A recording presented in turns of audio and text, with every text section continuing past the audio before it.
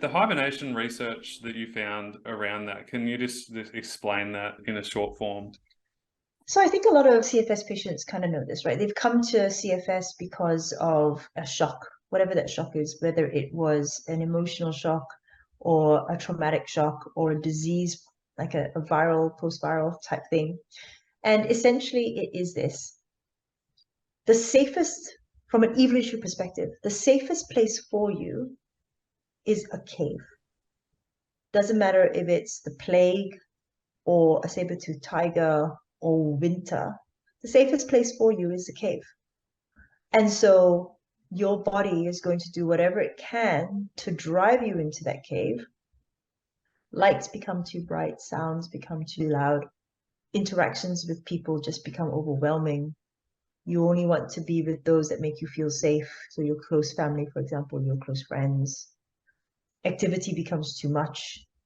You basically go into a forced state of hibernation because your immune system, your autonomic nervous system, is so twitchy with fear because it's been assaulted once that it's trying to protect you, it's trying to save you, and it's trying to get you in that cave.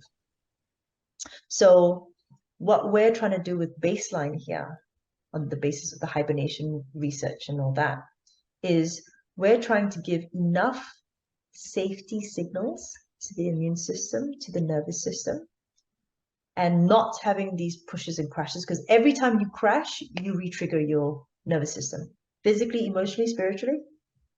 So what we're trying to do is we're trying to stabilize you, because then your immune system and nervous system can go, okay, maybe it is safe. Maybe it is okay for me to pop my head out, right?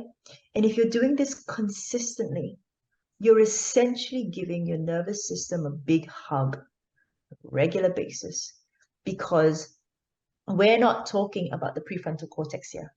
We're talking about sort of the brainstem and cerebellum, the amygdala, the insula, like the sort of older structures, where its priority is survival. Full stop, end of story. So layer caking those safety signals, regular meals, making sure that you're doing things that would say, I am safe and I am okay.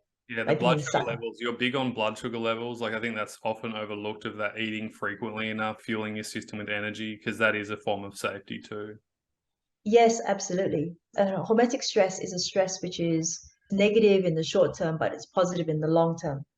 Everybody's talking about hormetic stresses now. You know, saunas and ice I baths and see. holotropic breathing and all that. Like that, those are wonderful, but those are wonderful for the average person, the well person. In people with chronic disease and people with CFS, you have to just be that little bit more careful. What signals are you sending to your body, and can your brain handle the signals that you're trying to send?